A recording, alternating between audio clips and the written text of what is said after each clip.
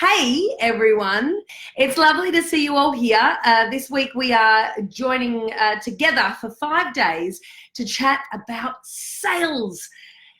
Gosh, that word brings up some funny vibes in people, doesn't it? The word sales, it really does make people go weird, but go crazy. I've kind of ended up reframing the entire vibe around sales to a collaborative converting conversation, because I feel like that actually really speaks more likely to, and more accurately to exactly what it is that you're doing in a sales conversation, right? But when you're not expecting to be sold to, that is kind of what I guess is everyone likens with a sales conversation is being sold to when you're not expecting to be sold to. In a sales conversation, what our idea is that we're creating more value for them than what they previously would have felt. We're going to get really deep into reclaiming this word of ours, because if you create and portray value for somebody, then they will have no problem in being sold to. That is the bottom line, right? So for me, I did some really intense and very expensive sales training back in 2016,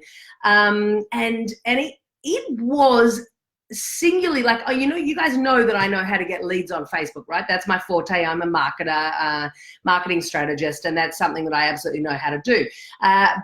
But it wasn't until I learned how to sell that I felt truly free. This entire sales process really has to be congruent from the front end right through to the end of the process, making sure that you're getting people that actually have a problem that you can solve with your product or program or travel or whatever it is that you do, and then really taking them through a step-by-step 4-part framework to make sure that what you're giving them is, or kind of more so that you're eliciting from them what they actually need, and make sure that the thing that you have, that you've created, your product, program, is scalable product or program or offering or service or whatever it is actually in alignment and will actually deliver the results. So this whole process from start to finish is really, really important. Number one, to get right so that you get results for your client, but number two, so you get it right so you get results for yourself, because there's nothing worse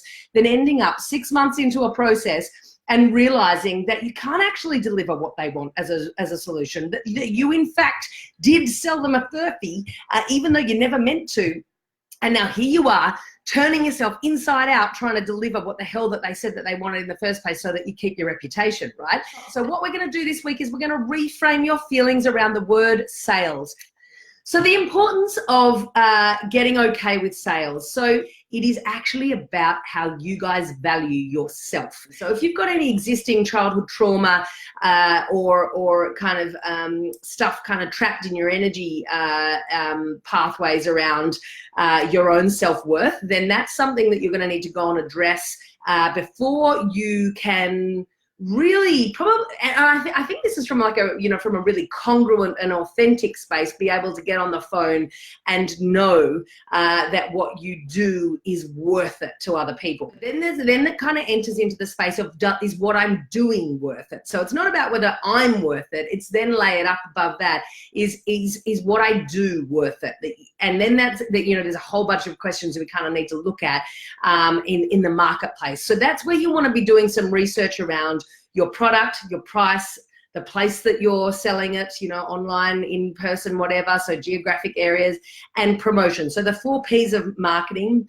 And then you also want to look at the people that you're selling it to. So there are a bunch of things when you are creating your program, your product, your service offering, that absolutely do need to be addressed. Now, in the module that we have created in the Spark membership, in our mentorship program, and in our Spark small business program, there is an entire module around market research to make sure that you do have a competitive edge, that what you're offering is actually of value to people and at a good price to the person that you want to sell it to. The next layer up from that, once you've dealt with that stuff, is absolutely, is my product and service worth what I'm charging for? Most of the time, people are not not charging what they are actually worth. And because there's this other whole entire side of what they do that they're unconsciously confident about,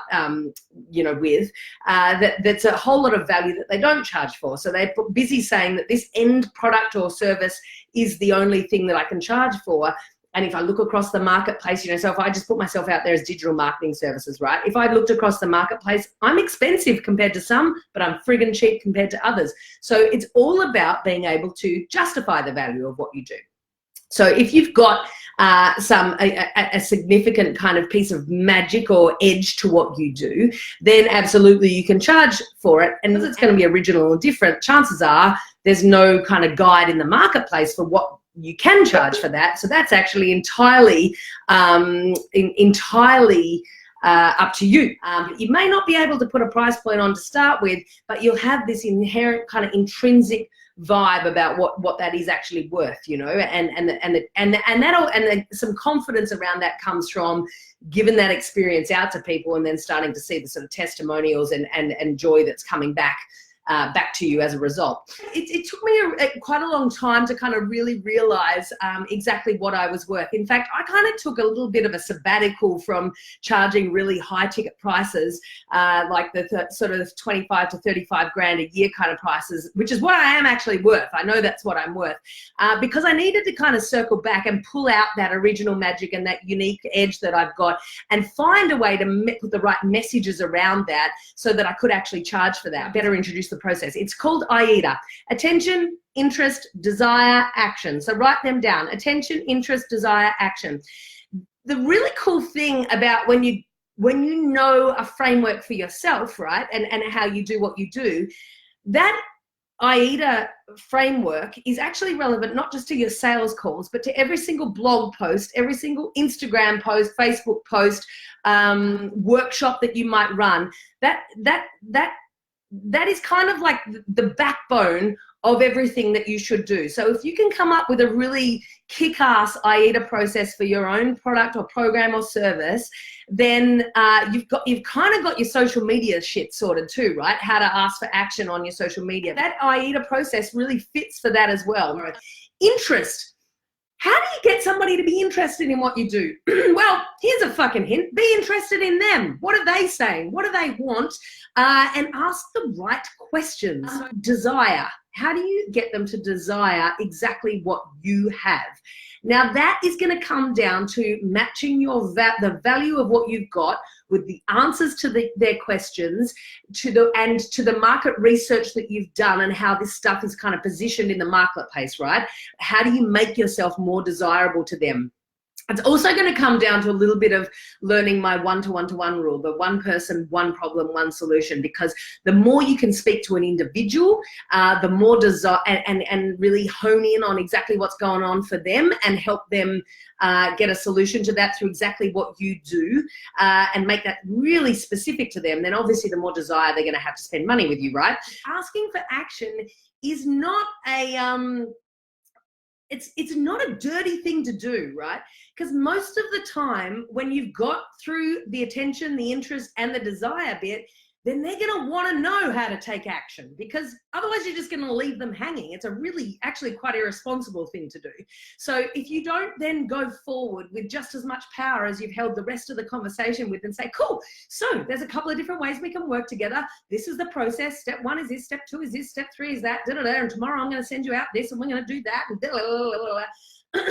then you're kind of just leaving them to kind of go and work it out for themselves, or even worse still, go and have a conversation with somebody else who is going to show them how to take action, and they're going to take action with that person. Again, there's no point in generating leads. There's no point in dicking around on social media, putting stuff out there. If you can't powerfully take somebody through a sales conversation, then guess what?